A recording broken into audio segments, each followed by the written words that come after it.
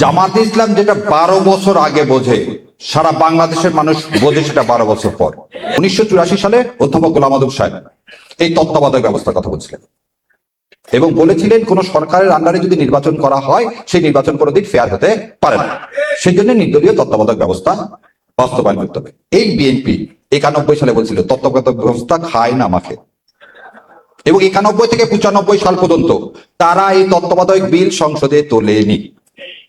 যখন আমার মায়ের লাগালেন বলে না দুষ্টের দমন, তো দুষ্টদের তাকে তো দমন করতে হয়, সেই জন্য যখন আন্দোলন করা হলো তখন রাতের আধারে তারা তখন তত্ত্বাবধায়ক সরকার ব্যবস্থা ওই বিল এনে বাস্তবায়ন করে ভোটে হেরে গেলেন। তার মানে বিএনপির ইতিহাস হচ্ছে বিএনপিকে ছোট বাচ্চার মতো শাসন না করলে আদর দিলেও বানরের মতো মাথায় উঠে যাচ্ছে ও কথা শুনতেছে। একটা অনুষ্ঠানে দেখলাম আমার ভাই শিশির মনির এবং আমার আর এক ব্যারিস্টার ভাই তারা স্বরাষ্ট্রমন্ত্রী ও আইনমন্ত্রীকে প্রশ্ন করছে যে চলেন সংসদের যে কোনো জায়গায় ডিবেট করেন। আজকে আমি ডিবেট না, আজকে আপনাদের মাধ্যমে সারা দেশের কাছে প্রশ্ন রেখে যাচ্ছি, যদি এই প্রশ্নের উত্তরগুলো দেয় জুলাই সনদ বাস্তবায়ন করার দরকার না, যদি প্রশ্নের উত্তর দিতে না পারেন কালকে সংসদ থেকে জুলাই বাস্তবায়ন করবেন। চলেন 1 নম্বর বলি, বঙ্গভবনে গেছিলেন সেদিন কোন আদেশের বলে? এই সংবিধানের কোথায় আছে সেনাপ্রধান ডাকলে আপনাকে বঙ্গভবনে যেতে হবে? নাই তো। আচ্ছা, সেদিন 5 তারিখ সন্ধ্যাবেলা কোন আদেশের বলে বেগম খালেদা জিয়াকে আপনারা মুক্তি নিলেন? আপনার আইনমন্ত্রী বললেন কি যে আদেশ হয়নি 74 সালের পর। তাহলে এই যে বললো মিথ্যা মিথ্যা না, এই অসত্য দিয়ে জাতিকে ঘুম পাড়ায় রাখা যাবে না। তার চেয়ে বিভৎস এখানে মাহমুদুর রহমান ভাই আছেন, উনি বিদেশ থেকে এসে উনি যেহেতু ফিজিউটিভ উনি জেলে গেছেন, তারপর আপিল করছেন, জামিন নিছেন, বেরো এসছেন। ডক্টর জোবেদা এবং ডক্টর তারেক বলবো না প্রধানমন্ত্রী তারেক? আচ্ছা, প্রধানমন্ত্রী তারেক রহমান কোন দিন জেলে গেলেন? ওনারা তো ফিজিউটিভ। তাহলে ওনারাও আদেশের মাধ্যমে রাতের আধারে সেই সময়ের আইন উপদেষ্টা এবং আজকে যে আইনমন্ত্রী অ্যাটর্নি জেনারেল এনার একটা আদেশ বানালেন। কি আদেশ? যে ফিরে এসে জেলে না ঢুকেও আপিল করা যাবে। ও, তাহলে নিজের বেলায় বৈধ, অন্যের বেলায় সেটা অবৈধ। তাহলে বলেন এই আদেশটা আপনি কি 74 সালে দিয়েছিলেন না 2024 সালে দিলেন? আচ্ছা, এবার আসেন, এই রায়টার নাম হচ্ছে মুন সিনেমা হল।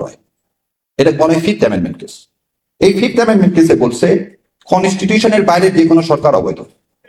আপনি তো কনস্টিটিউশন করতেছেন, এই জাজমেন্ট এখনো বহাল আছে মানে এইটা এখনো অ্যাপেলেট ডিভিশন বাতিল করেনি।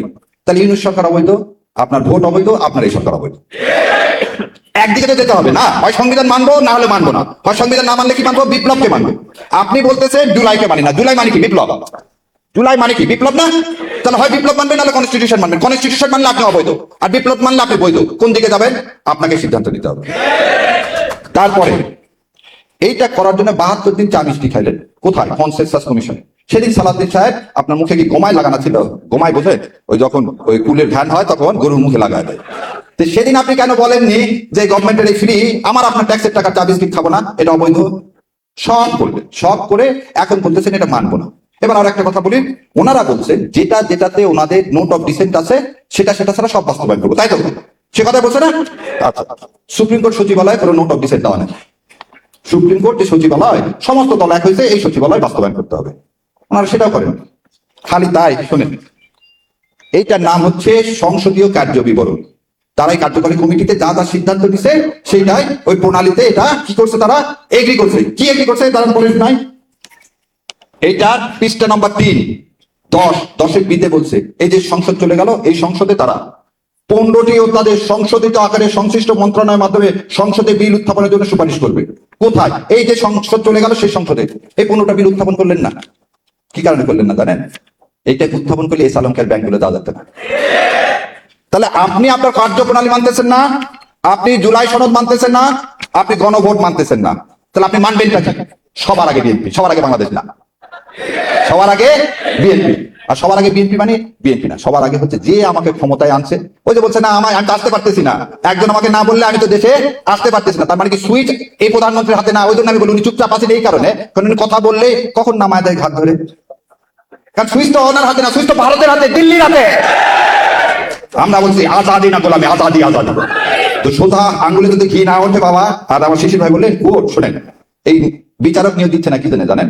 এরাই হচ্ছে বিচার ব্যবস্থায় আবার একটু আগে বললাম না যে তারেক রহমান আর জোবেদা রহমানের যে মামলা রায় দিচ্ছেন, খালার দিচ্ছেন, ওই জাজ সাহেব আগে রায় দিয়েছিলেন কি? শিশির ভাই সাক্ষী আছে যে বাংলাদেশে তারেক রহমানের কোনো ভাষণ প্রচার করা যাবে না।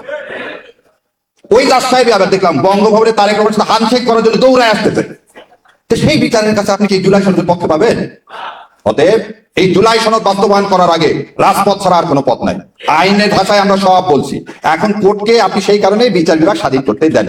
সো অন্যরা আছে আইনের কথা সব শিশির ভাই বলছেন। আর পৃথিবীর কোন দেশে ধরে নেন আপনার এটা একটা দেশ, এটা বলে শেষ করেছি, এটা একটা দেশ, আমরা এখানে সবাই আমিরে জামাতকে নেতা হিসেবে মেনে একটা সিদ্ধান্ত নিলাম। সেই সিদ্ধান্তটা আপনাদের জন্য।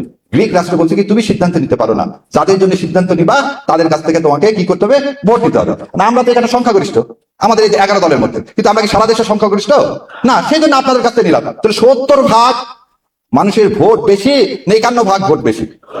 70%। এই সহজ পাটিগণিত যাই বোঝে না তার হাতে আপনি রাষ্ট্র ক্ষমতা দিচ্ছেন, আপনার তো এই সর্বনাশ হবেই। ধন্যবাদ আপনাদের।